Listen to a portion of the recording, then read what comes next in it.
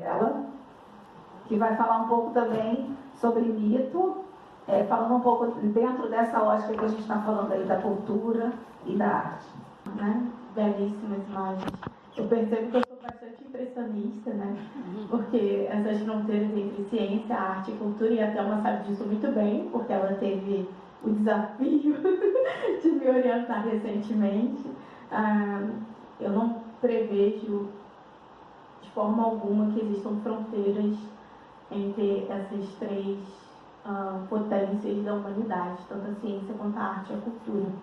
E eu acho que isso vocês vão conseguir perceber em alguma medida conforme eu for falando hoje, porque eu tive o desafio de falar sobre a relação entre água e mitologia, né? Que é essencialmente um dos meus objetos de estudo direto.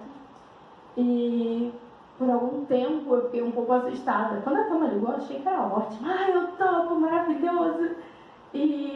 Mas depois, com uma reflexão, continuei achando ótimo, mas depois de uma reflexão eu pensei que se eu me centrasse numa única mitologia, eu estaria sendo injusta com o tema, né?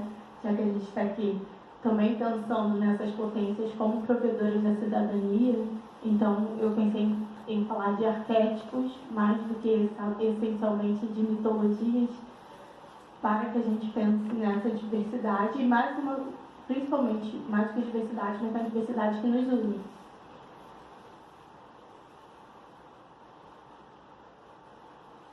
E claro que se eu vou falar então do mito da água enquanto constituinte primevo do nosso sagrado, seja ele qual sagrado for, eu tenho que começar, antes de tudo, a entender o que é o mito, né?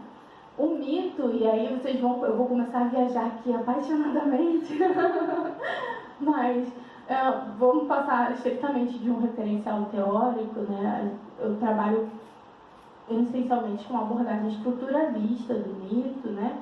A abordagem inaugurada por Levi-Strauss, mas eu sou uma pessoa que sofre de adultério acadêmico e frequentemente adoto uma abordagem híbrida que passa pela história das religiões. Então, vou falar pela abordagem da história das religiões de Mistério e Ade. O mito é, antes de tudo, uma verdade, porque ele estabelece uma história que narra uma criação. Sempre uma criação de um pensamento, uma criação de uma estrutura social, uma criação de um modo de vida. O mito é essencialmente uma história da criação. E aí, se eu for falar de águas sagradas, obviamente, então eu vou centrar em todos os arquétipos que envolvam a criação do que é água, mas também a criação do que somos nós no universo. Então, mitos de criação, especificamente criação, Gênesis, todo mundo já deve ter ouvido falar, eles são mitos que corroboram expedições para a criação do universo, para um momento em que, do nada, essencialmente do nada, começa a surgir algo. Então, antes de tudo, antes do tempo, antes do espaço, em muitas mitologias, em muitas formas de olhar e descrever o universo, antes de tudo havia o nada. Mas esse nada nunca é o nada absoluto. Esse nada é um constituinte fundamental que está dentro de nós, que é a água. Então, a água, antes de tudo, da perspectiva mitológica, para muitas culturas, é essencialmente o fruto de tudo. Todos nascemos da água, mas não só todos, como tudo nasceu da água.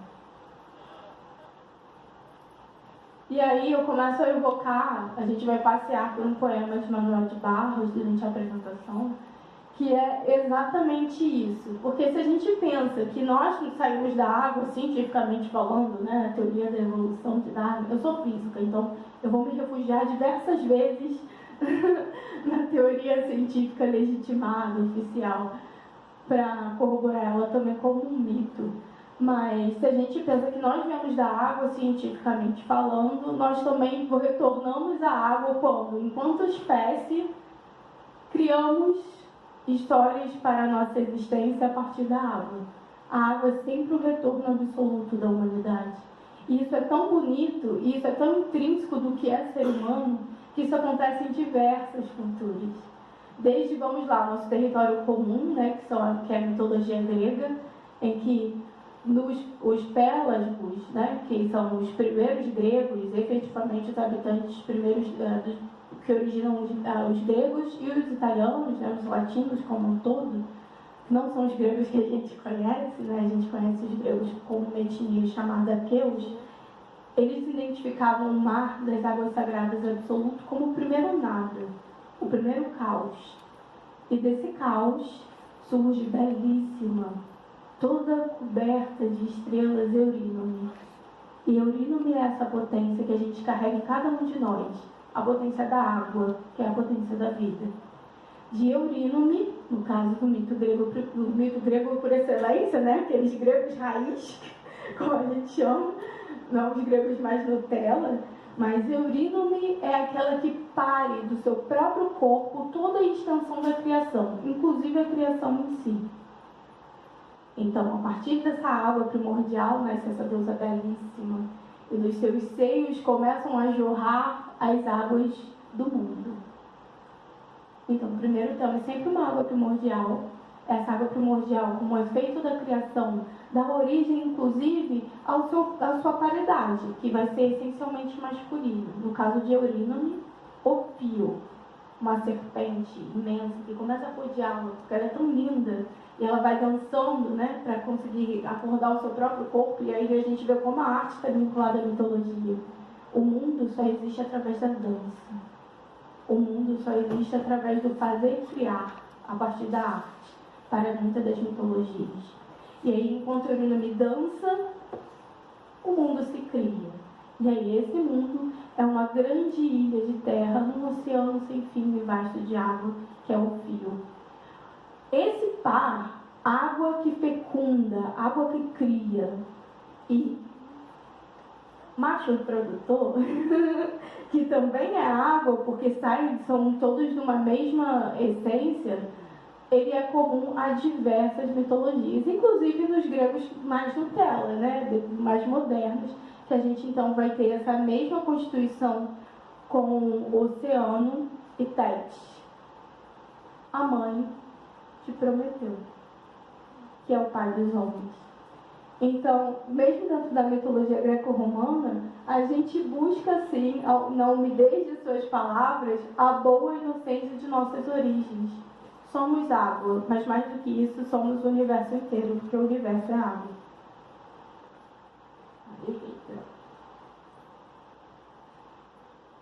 E mais uma vez, esse par, a água primordial que olha e se faz um espelho, que esse espelho pode ser o céu, em geral é o céu, pode ser a terra, ele também é comum nas mitologias do tronco Yorubá e do tronco Banto.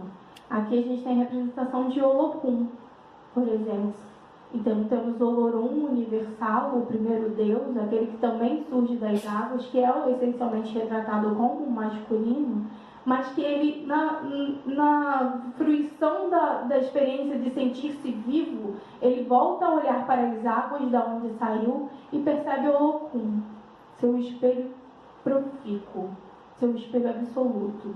E aí é interessantíssimo que Olokun, essa figura absolutamente andrógina, ela pode ser tanto homem quanto mulher, dependendo das potências que assume na criação. Ao criar, ao parir os seres do mundo, Olokun é uma belíssima mulher, toda enfeitada de pérolas e conchas, senhora das águas bravas e indesbraváveis. Ao tratar da permanência da água como meio de guerra, como meio de disputa de alimento, como meio infindável da fruição do grande Exu, do movimento, ela se coloca como Olokun se coloca como uma pessoa masculina, um grande guerreiro que brava entre ossos de grandes feras marinhas as suas batalhas diárias. Percebe então que a água, mais do que qualquer coisa, ele é um ser de criação, é um ser andrógeno, é um ser que junta o masculino e o feminino, é um ser que carrega em si todas as potências da natureza. Da água surgem os ventos, Da água surge o dia e a noite. Da água surge o amor. A água primordial, tanto para os gregos, quanto para os iorubais, tanto quanto para os sumérios, tanto quanto os celtas, a água primordial cria um ser que dela começa a aglutinar toda a matéria vigente. Dessa matéria as relações se fundem. Isso é o amor primordial. Eros. O que na física a gente chamaria de bóson de Higgs, né? Que é o que junta toda aquela matéria para criar efetivamente aquela matéria aglutiná-las. Na física, a teoria de expansão do universo, a gente vai chamar de bóson de Higgs. Na mitologia, é o amor. Talvez a gente sempre zoa, né, que chama o bóson de Higgs a partícula, agente físico, né? A partícula de Deus, mas assim, olhando por outro ponto de vista, talvez seja mesmo, né? De todos os deuses também.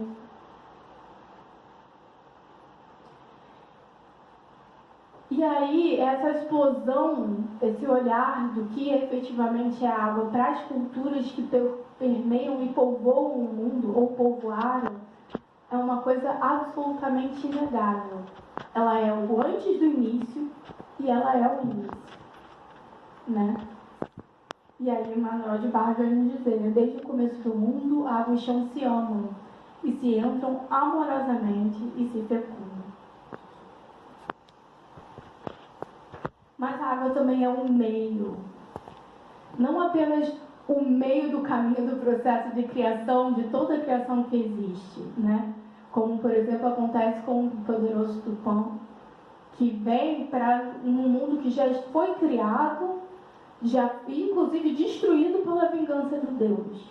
Pois a vingança, assim como o mal, né? O bem e o mal são instituições tão particulares e intrínsecas da constituição do universo, que ela não pode ser dita como algo maniqueísta. A vingança tão natural para os tupinambás, né, para os tupinambás que existiram e agora não existem mais, ali do alto do Rio Negro, é tão natural que ela nasce de uma propensão divina. E aí Tupã é o meio, ele surge das águas primordiais, a mando de Nhanderu, para livrar as cinzas do mundo. Cinzas tais do fogo que o Deus mandou queimar. Porque a humanidade estava assim, muito se achando, entendeu? Parou de fazer as oferendas. Ele falou assim, como é que é? Esse pessoal está mentindo, né? Aí ele queima todo mundo e tudo, e só salva aquele que ele considera efetivamente, o ser humano que ele considera efetivamente vinculado às questões primordiais. Mas Nhanderu ama a esse ser e vê a solidão dele, e mais uma vez o amor vinculado à água. E ao ver essa solidão horrível daquele ser tão puro, tão maravilhoso, ele emerge mais uma vez das águas o grande e poderoso Tupã. E aí as águas de Tupã, se desfalecendo no seu próprio corpo, o Senhor do Trovão, inunda a terra em chamas. E das cinzas misturadas com a primeira chuva do mundo, formam-se os oceanos. E aí, a água também é meio do caminho do processo de criação. Mas não apenas meio de um caminho, de um processo, mas também como meio em si, né? Porque é o meio pelo qual a vida, e aí a teoria de Darwin volta mais uma vez, é o meio pelo qual a vida se dá, mais uma vez, pela água, pelo oceano inundado de cinzas e sal e bênçãos. Então, da água surge a vida, inclusive a vida biologicamente como a gente conhece, mas a partir de uma água que ela é viva, ela é essencialmente a mesma água da criação, o que faz de todos nós parte dela. Aí essa frase eu acho belíssima, as águas são a epifania da criação. E também meio como campo de batalha da existência dos deuses na Terra, como acontece com as mitologias do Oriente, os 6 grandes dragões do Japão, que são os 6 grandes rios. Olha para isso, é o rio Shin. E não me parece nem um pouco absurdo que os homens e as mulheres tenham olhado para ele e visto ali uma divindade que é uma grande serpente, né? Que é um dragão. Os rios do mundo, para os japoneses, são dragões, poderosíssimos, vingativos, bajuladores, sedentos de riquezas. Nesse caso, a água também é meio pelo qual a humanidade se desenvolve e encontra tratados, encontra terrenos de disputa, entre as quais, para você navegar neles, você tem que deixar os mais preciosos tesouros. Correntes de ouro pesadíssimas, o sentimento que você tem pelo seu primeiro amor, suas memórias de seus pais. Dependendo pelo rio pelo qual você navega, a água também é meio para se construir você como pessoa. E não é tão absurdo se a gente pensa mais uma vez no nosso terreno comum, que é a mitologia greco-romana, em que para você descer ao Hades, né, depois do final da sua vida, você tem que passar por um rio também, né? Caronte te leva pelo rio na mitologia greco-romana, um grande sacerdote do rei do submundo. Você entrega uma moeda de ouro para ele e ele te leva ao submundo, passando pelo rio Leite, em que você deixa todas as suas lembranças. Mais uma vez, elementos comuns, né?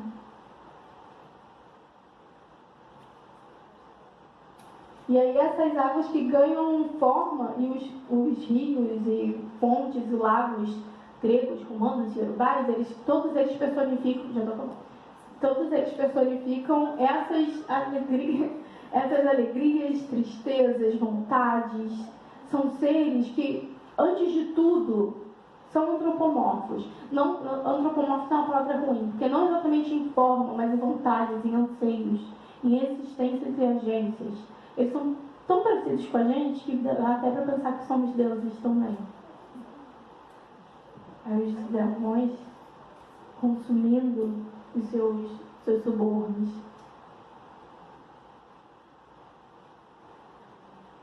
E a água também é o fim na mitologia. Isso também não é grandes novidades para nós de forma alguma, né? Todos aqui sabem de Noé e seu dilúvio aterrador que destruiu tudo, não é verdade?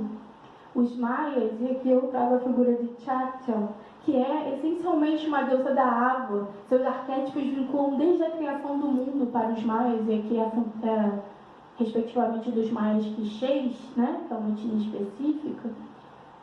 Desde a criação do mundo, a fertilidade, que é a persona nova de Tchatchel, que é Itcha. A fertilidade da mulher, que é vinculada à água, que em geral também é vinculada à lua, mas a gente está fazendo essa ligação água e fertilidade. Mas a água também vem pela destruição. Todo mundo teve essa noia. O que acontece é que para os maias há um ciclo de existência que era dado pela confluência de seus calendários, que são 3.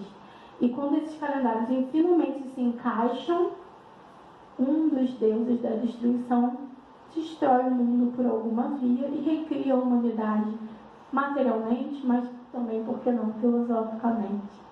E estamos na era da Senhora Tchatchel, a destruidora Senhora dos Trovões, que tal qual Tupã, tal qual as mitologias babilônicas, que a mitologia judaico-cristã herdou, né, com o mito de Noé, joga suas águas no mundo para destruir tudo, mas sempre uma destruição que, terrível e sanguinária e sacrificial, inclusive, traz um novo começo, né? Então, essas águas bem conhecem a inocência de seus pássaros e de suas árvores, que elas pertencem também de nossas origens. Louvo, portanto, esta fonte de todos os seres e de todas as plantas, e de todos nós. Porque seja o sertanejo que no Nordeste ajoelha e agradece a chuva que cai, seja o morador de Caxias que fica esperando ansiosamente o dia da água chegar, porque o dia da água chega, hoje na minha casa chega só 2 dias na semana. Eu não moro em Caxias, mas eu moro em São João. Seja o menino na Síria que cava poços descontroladamente, rezando para algum Deus que lhe aprovê que essa água existe. O que a gente sempre faz, de uma maneira ou de outra, é retomar a criação e lembrar sempre ao louvar nosso líquido sagrado. Muito obrigada.